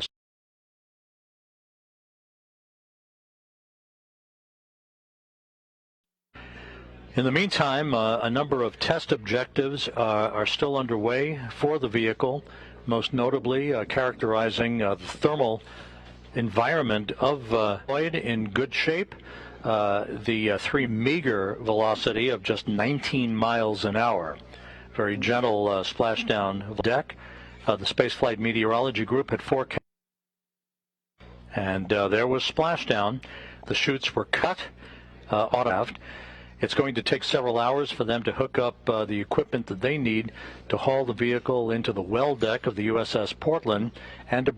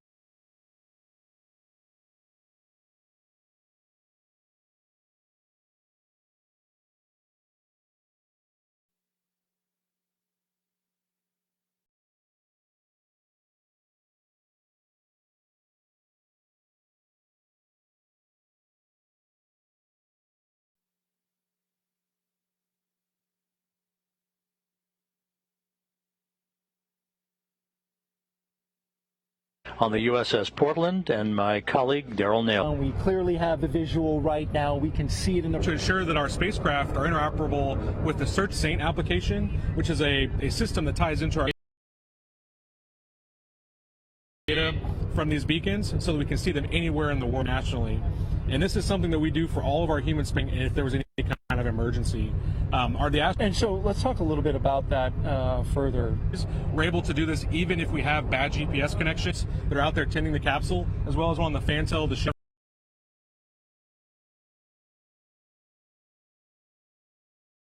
Had to get out, as well as looking at the performance of the vehicle.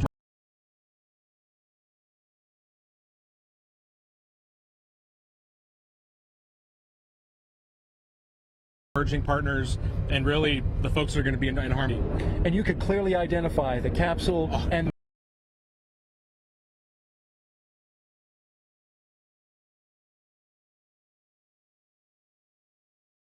the coders and developers at Goddard Space Flight Center.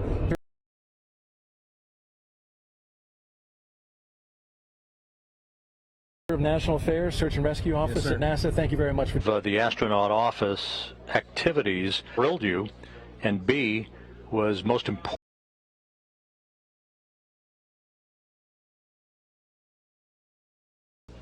That is a great question, Rob, and the burns that all went off so well with so small residuals, we hardly had to do any trimming, and half miles from the pinpoint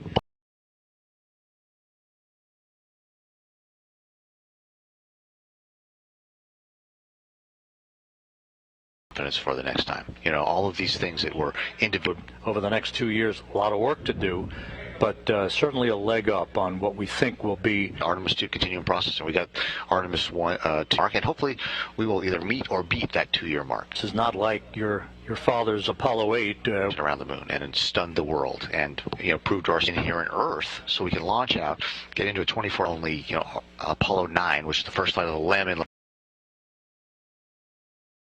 flew down near to the surface, then came back, and Apollo 11 landing. National Space Station. But if there was a singular image, and you saw Earth rise over the moon, and thinking that the next time we take those pictures after this mission, but certainly looking forward.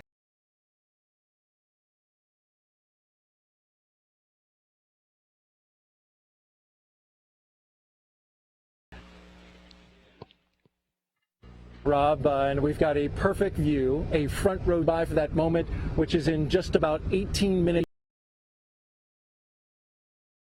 Both helicopters, though, are back on the flight deck.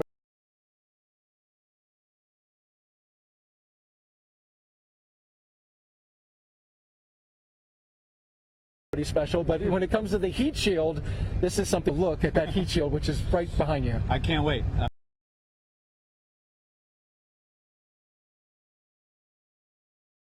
Inspections once we get hard down in the well deck later this afternoon, and we'll get a good look at how we did.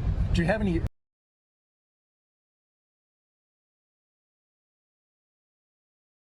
looking at the capsule as it floats in the water through our binocular? Yeah, so this is the largest ablative heat shield and we modified the way that it's applied. Yeah, and then there are seams between those blocks, which is the red element. What we'll do is when we get the spacecraft back in, we'll go and look at how to wait for that flight test to get the final seam. Yeah, so far it's actually looking like system manager for the Orion program, and I know you're.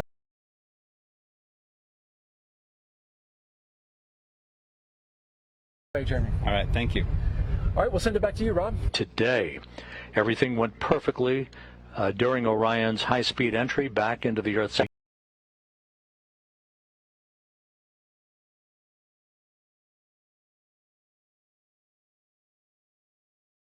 We'll be continuing our coverage until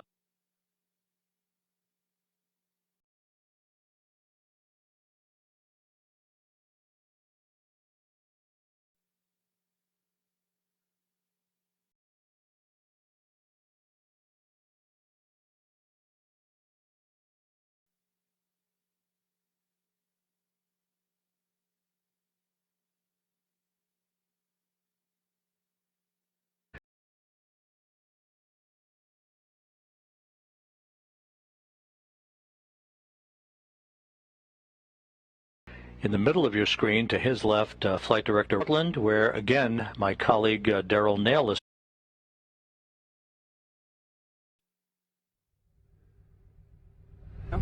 Having a spacecraft splash down. Absolutely, and it's really incredible. You were explaining to me, how you calculate these footprints, and Orion comes down and separates out the forward bit. These would be, on top and bottom of a parachute. We were able to, really hammer down what the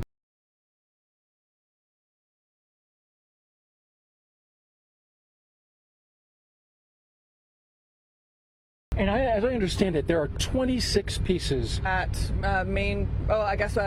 drogue a couple sabots, and so we say, the lids and sabots to tell where that parachute's going to float, because a parachute to you, that right there is impressive.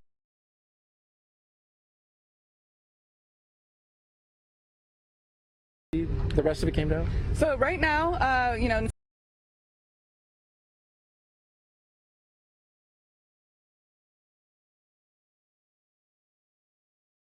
something that's still in the works, so we'll see.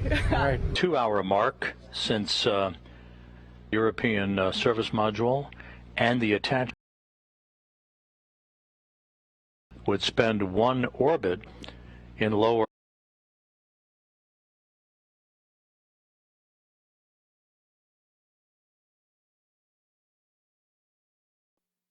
The vehicle conducted, provided the time, that would precede placing a crew on board, and the fact that we were pressing away from our set by the Apollo 13 vehicle. You can see the effect of that engine firing on the solar arrays on Orion's service module. That, in effect, was what amounted to a deorbit burn of sorts that placed Orion on a trajectory to return to Earth, which it did today with a splashdown 1 hour and 58 minutes ago. As we circled back around the moon for the return powered flyby, we saw a dramatic close-up of the moon and the crescent of the Earth in the distance, using the moon's gravitational field as a slingshot effect to set our sights on the Earth and the trajectory required to splash down in the Pacific, which we did, as Orion gently waits for the arrival of the recovery team that will begin the process of hauling the spacecraft into the well deck of the USS Portland. And this was the view from the cabin camera looking upward out of the forward bay, basically the top of Orion, as the first chutes were deployed. These were the forward bay covered parachutes that in turn pulled out drogue chutes and then the 3 main parachutes to dramatically slow down Orion's descent back to Earth.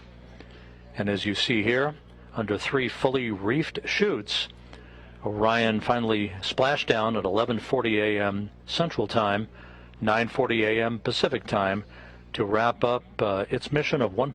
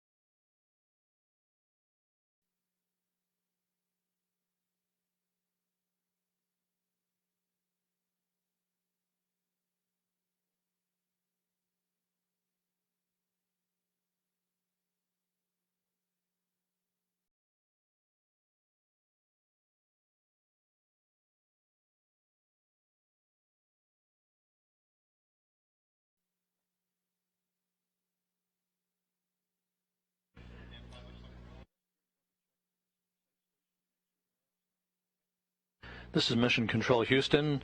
Flight controllers here reporting back to Flight Director Judd Freeling that they have begun the power down of Orion's systems, with everything looking good and data having been acquired.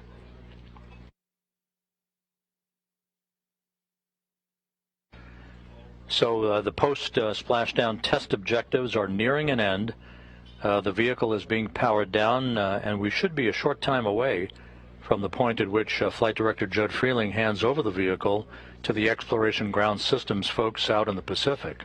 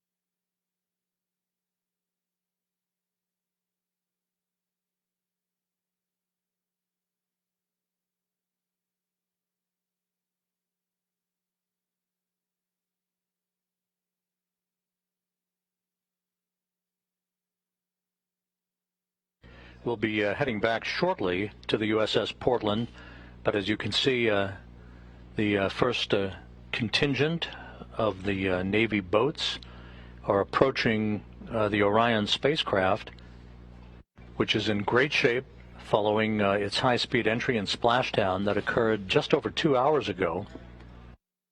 We're just minutes away from handing over the vehicle to the Exploration Ground Systems folks.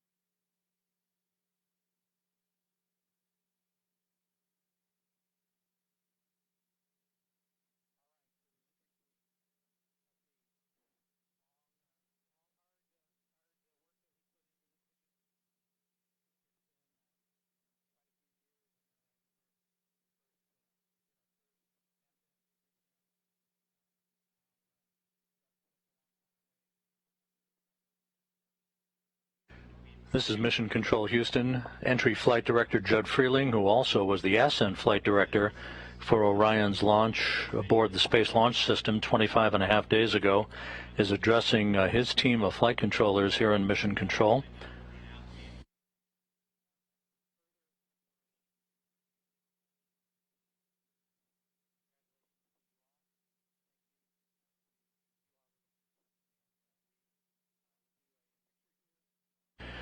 With that, Judd Freeling has handed over the Orion vehicle to a round of applause. The vehicle has now been handed over to the Exploration Ground Systems folks out in the Pacific, where my colleague Daryl Nail is standing by with members of the Navy helicopter team that saw Orion up close and personal about 2 hours ago. Daryl? That's right, Robin. They were the first to see it. They picked up the heat signature as it came above the horizon, and they were the first to have a close-up look of the Orion crew module as it was in the water. I have with me, as you mentioned, 3 Navy pilots with the HSC-23 squadron in the Navy. They were flying the MH-60s, the Nighthawk helicopters. I've got Jacob Naylor, Jackson, for being here, and it's great to have you. Thanks for having us. Yeah, thank you. Well, tell me, first of all, this operation, for those who were watching earlier on, we saw your helicopters going around the area almost immediately after splashdown. Tell me about how you're able to do that, and then what unfolded for your mission.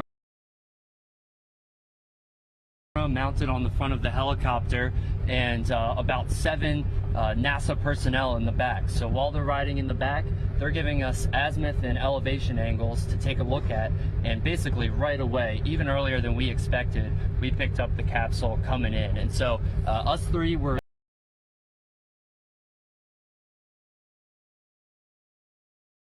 they have basically a FLIR that uses infrared, so it's seeing that how hot that capsule is coming down. They caught it a whole way down, which was exactly what we needed for that engineering data. Easy to lock in on, right? At 5,000 degrees Fahrenheit, the bottom of the heat shield, that FLIR was just almost instantaneous as soon as that thing came above the horizon. Then you began capturing imagery, and we watched as the helicopters circled, and sometimes they were doing some pretty nice banks around the Orion crew module. What was that about, Jackson? Why did they take that path around Orion? Yeah, so the second part of the mission was to get a hazard analysis of the capsule, and then just engineering level fidelity data, like imagery from some of the photographers on board. And then we had another helicopter up that was testing out the new Angel beacon that the crews are going to wear eventually when the capsule does come down. So that all deals with our primary mission set of search and rescue, which is what we're hoping to do in Artemis 2, is to actually pull the astronauts from the capsule via the hoist. Right.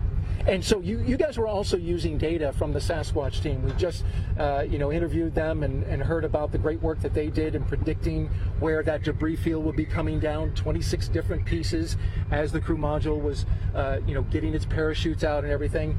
Using that data, how accurate was it for you, and how did it help you fly around the area?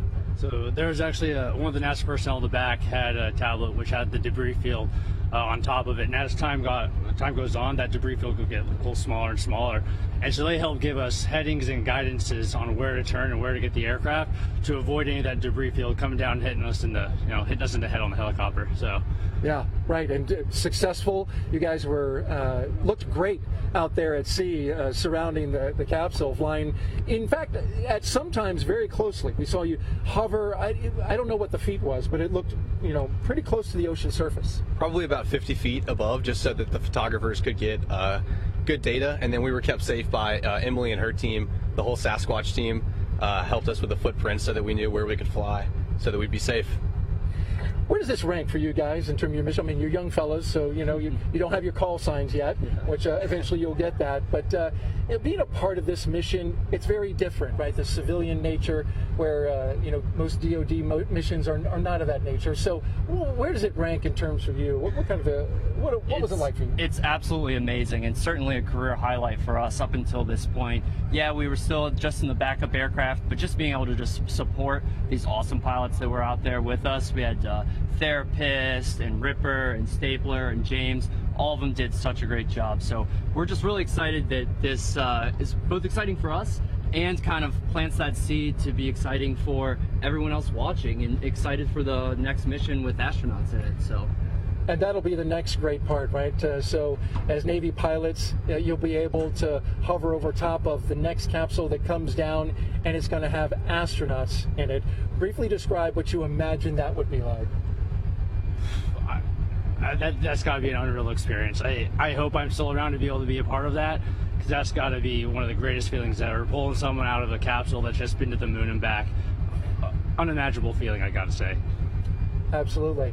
Well, thank you all. We appreciate you. Jacob Naylor, Jackson Cotney.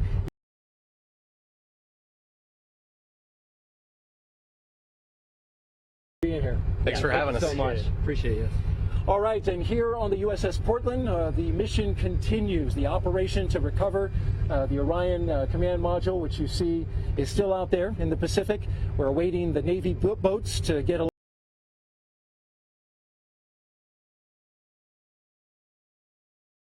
to connect up to that capsule and tow it back inside the USS Portland, our Navy ship on scene here. That's going to do it for us, for the Exploration Ground Systems, the Department of Defense, and NASA. We want to send it back to you, Rob, in Houston, Texas.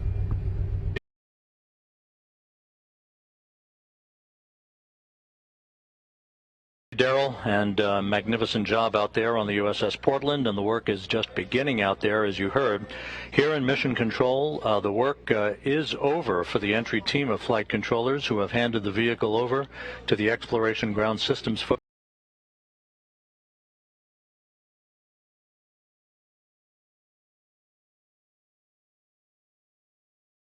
and they will be making their way out of Mission Control with Orion's handover now complete. Splashdown occurring at 11:40 a.m. Central Time, 9:40 a.m. Pacific Time. The team is posing for a team picture before they are released for the day. Upcoming, you can follow, if you wish, all of the remaining recovery work, including the Orion being brought into the well deck of the USS Portland on the YouTube channel that you see there, www.youtube.com/KSC Newsroom. The Kennedy Space Center Exploration Ground Systems folks now in charge of the operations to bring Orion back into the well deck, to get it back on shore, and then transport it back to the Kennedy Space Center for post-flight analysis. That'll wrap up our coverage of Orion's return to Earth, and let's point you to our post-splashdown news and take a look back at the 25-and-a-half-day mission of Orion, its first flight, next stop, a crew on board 2 years from now. With that, we wish you a great Sunday. This is Mission Control Houston.